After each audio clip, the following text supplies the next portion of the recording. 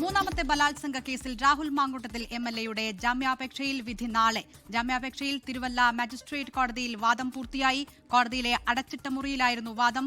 പ്രതിയും പരാതിക്കാരിയും തമ്മിലുള്ള ചാറ്റ് വിവരങ്ങൾ പ്രതിഭാഗം കോടതിയിൽ ഹാജരാക്കി.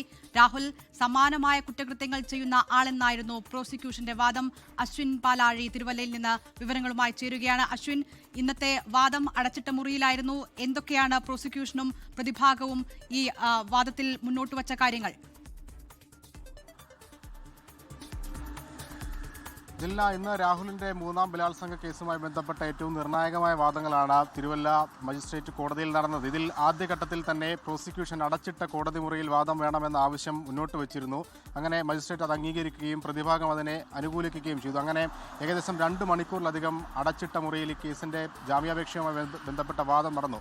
പ്രോസിക്യൂഷൻ പ്രധാനമായും ജാമ്യാപേക്ഷ എതിർത്തെങ്കിലും ചില നിർണായക രേഖകളാണ് ഇന്ന് കോടതിയിൽ പ്രതിഭാഗം ഹാജരാക്കിയത്. അത് ഈ രാഹുലും അതിജീവിതയും പരാതിക്കാരിയും തമ്മിലുള്ള ചാറ്റ് വിവരങ്ങളാണ്. കഴിഞ്ഞ ദിവസം പോലീസിന്, അതായത് അന്വേഷണ സംഘത്തോട് രാഹുൽ മറച്ചുവെച്ച തൻ്റെ ഫോണിലെ ചാറ്റ് വിവരങ്ങളാണ് ഇന്ന് കോടതിയിൽ നേരിട്ട് ഹാജരാക്കിയിരിക്കുന്നത്. ആ ഫോണ് അതിൻ്റെ ലോക്ക് പാറ്റേൺ പറഞ്ഞു കൊടുക്കാൻ അന്ന് രാഹുൽ തയ്യാറായിരുന്നില്ല. പക്ഷേ അത് മറ്റൊരു മൊബൈലിലേക്ക് പകർത്തുകയോ ലാപ്ടോപ്പിലേക്ക് പകർത്തുകയോ ചെയ്തു എന്ന സംശയമായിരുന്നു അന്ന് അന്വേഷണ സംഘം പ്രകടിപ്പിച്ചത്. അതേ രീതിയിൽ തന്നെ മറ്റൊരു ഫോണിലേക്ക് പകർത്തിയ ചാറ്റ് വിശദാംശങ്ങളാണ് ഇന്ന് കോടതിയിൽ പ്രതിഭാഗം ഹാജരാക്കിയത്. അതിൽ ഈ ഇരുവരുടെയും സമ്മതത്തോടു കൂടിയാണ് എല്ലാ കൂടിക്കാഴ്ചകളും നടന്നത് എന്ന് തെളിയിക്കുന്ന ചാറ്റ് വിവരങ്ങളാണ് കോടതിയിൽ കൈമാറിയെന്നുള്ളതാണ് പ്രതിഭാഗം അഭിഭാഷകർ പറഞ്ഞിരിക്കുന്നത്. രാഹുലിന് വേണ്ടി ഇന്ന് ഹാജരായത് ശാസ്തമംഗലം അജിത് കുമാറും ഒപ്പം അഡ്വക്കേറ്റ് അഭിലാഷ് ചന്ദ്രനുമാണ്. ഇരുവരും ഈ കേസുമായി ബന്ധപ്പെട്ട പല കാര്യങ്ങളും ജാമ്യാപേക്ഷ പരിഗണിക്കണമെന്നാവശ്യപ്പെട്ടുകൊണ്ട് പറഞ്ഞിട്ടുണ്ട്. അതിൽ ഏറ്റവും പ്രധാനപ്പെട്ടതാണ് ചാറ്റ് വിവരങ്ങൾ. അതുകൂടാതെ ഉത്തരവാദിത്തമുള്ള ഒരു ജനപ്രതിനിധിയാണ് രാഹുലെന്നും ജാമ്യം നൽകിയാൽ ഒരിടത്തേക്കും രാഹുൽ മുങ്ങില്ല, മാറി നിൽക്കില്ല എന്ന ഒരു ഉറപ്പുമാണ് നൽകിയിരിക്കുന്നത്. എന്തായാലും ഈ ജാമ്യാപേക്ഷയെ പൂർണ്ണമായും എതിർക്കുകയാണ് പ്രോസിക്യൂഷൻ. സമാനമായ കുറ്റകൃത്യങ്ങൾ പലതും പ്രതിയുടെ പേരിൽ വേറെയുമുണ്ട്. ഇരയുടെ രഹസ്യമൊഴി രേഖപ്പെടുത്തുന്നതിൻ്റെ നടപടികൾ പുരോഗമിക്കുകയാണ്. അതുകൊണ്ട് തന്നെ പ്രതിക്ക് ജാമ്യം നൽകരുത്.